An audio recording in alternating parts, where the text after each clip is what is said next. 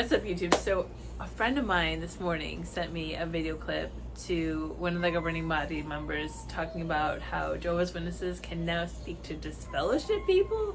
What? I was blown away and I wanted to make a video on it because I've been disfellowshipped now for 12 years and I have a lot to say on this matter. Can we just talk about all the new insight that has been happening in the last 3 to 6 months from the Jehovah's Witnesses? There is men can now wear beards, and the most recent one, women can wear slacks. Like, what? I know it's obviously has to be appropriate, yada yada yada, but very interesting. I think that there's so many people that are leaving the organization that they just kind of really want to make sure and bring more people in. So maybe you were offended that you couldn't grow your beard, or maybe you were offended that women can't wear pants, and now you can, and maybe you might stay in the organization, or maybe you might come back. Very random. I don't watch any of the organization stuff. I don't keep up with any of the YouTube people. I literally just do these interviews on my YouTube channel and go on with my life. I feel really called to share people's story. That's the reason why I'm on here. I'm never scrolling through Jehovah's Witness stuff or Jehovah's Witness stuff. Like, I can care less. My life is so full and busy right now. So my purpose here on YouTube is just to share people's story as ex-witnesses. And I truly believe that religion, cults, organizations, like the Jehovah's Witnesses, they're people that are drawn to it and that are comfortable with it. So I'm not here to talk negatively about the Jehovah's Witnesses. I'm just here to share my personal opinion on this new light of the disfellowshipping, because I've been out of the organization for over 12 years and I have so much to say about this. If a person's been away from the congregation for many years, he would no doubt be very weak spiritually. Therefore, if such a person is willing, the elders could arrange for him to have a Bible study even before he's reinstated. Okay, so this part made me laugh so freaking hard. He says, if you haven't been to the Kingdom Hall, to the congregation, then you must be super spiritually weak.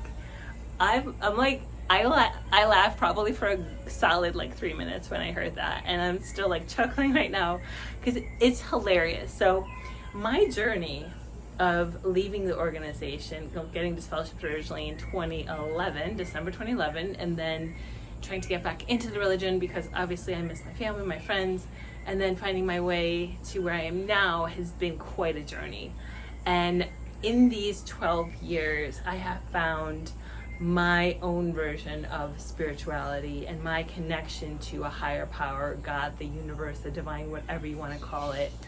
And I personally feel in my life right now that I am more spiritual, I am more connected to God, the divine, Jehovah, whatever you want to call it, a bazillion times more than when I was a Jehovah's Witness. I feel so connected to myself, the world. I feel like God is constantly talking to me. He guides me, he protects me. I feel an utmost amount of just love and compassion for him or her or them, or whatever you want to call this divine power, and them to me. I feel so connected to that, and I don't pray. Maybe for you guys that pray often, I can pray on occasion, but I just feel like I'm talking to God on a regular basis.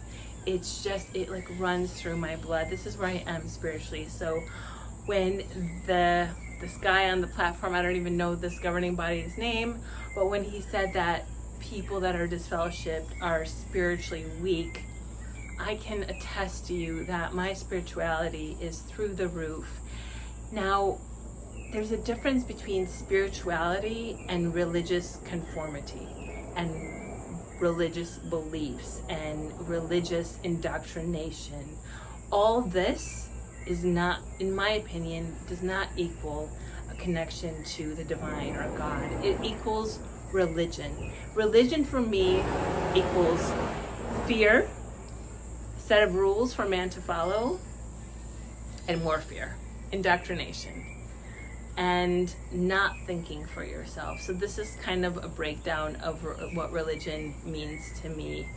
Rules, fear, sacrificing your authenticity, and conformity, and not really trusting yourself, your instinct, your gut feelings, but throwing everything on God and hoping that God is going to guide you, going to lead you, going to protect you.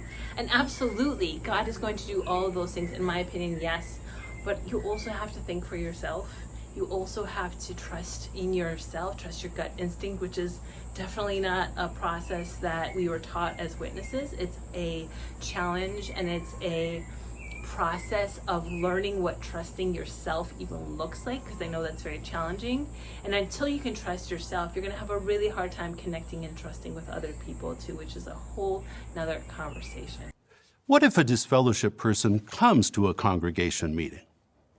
Under our current arrangement, we don't say a greeting to individuals who've been removed from the congregation. However, the governing body has decided that publishers can use their Bible-trained conscience to decide whether to give a simple greeting and welcome a disfellowshipped individual who attends a congregation meeting. Hi, so good to see you here. Thank you.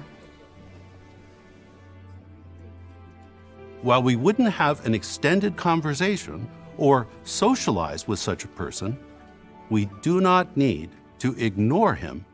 Publishers can now use their Bible-based conscience to choose whether or not they want to speak to a disfellowshipped person as they enter the congregation or enter the meeting.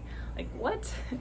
Use your conscience to talk to a disfellowshipped person? I know the old rules where you're not even supposed to like look at them in the eye, but yeah, that's really interesting. So going back to this whole talking to disfellowshipped people, there are so many people that ended up killing themselves, committing suicide because of the disfellowshipping, which I'm sure there's been a lot of lawsuits with those families against the Jehovah's Witnesses that again goes underground and no one really talks about. So now, because I went to the meeting for 2 years and no one talked to me, no one even looked at me, and I can imagine that when you're disfellowshipped and you go back to the meetings and people greet you very simply, that's what the new rule says, it can definitely make you still feel connected to the organization and maybe much easier for you to come back versus just ignoring and not even being paid attention to. You're like a ghost inside of the Kingdom Hall. So this is an interesting new light, but I think it's extra interesting that they use the term, use your Bible-based conscience whether or not you speak to these people. What is your Bible-based conscience? So the witnesses are so out of touch with their instinct and their gut feelings. Their consciousness is not even prevalent because they've been so automated and so brainwashed in the organization. So I would say that most people are just on autopilot, and maybe if you're married, like what is your spouse doing, or if you're a child belonging to maybe you're 18, 19, living under the roof of your house, what are your parents doing? So really looking to other people and seeing what they're doing, because you're not thinking for yourself in the organization. Like, let's be serious, it's not happening. So speaking to people that are disfellowshipped to come back to the meetings, I'm not really sure how this is going to work, but for people that are doing that, awesome. I'm so happy for them. When a person has been removed from the congregation, we stop keeping company with that person, not even eating with such a man. That means we don't socialize with those who are removed from the congregation. However, that does not mean that a Christian could not invite a disfellowshipped person to attend a congregation meeting. That disfellowshipped person could be a relative, a former Bible student, or someone we were close to in the past.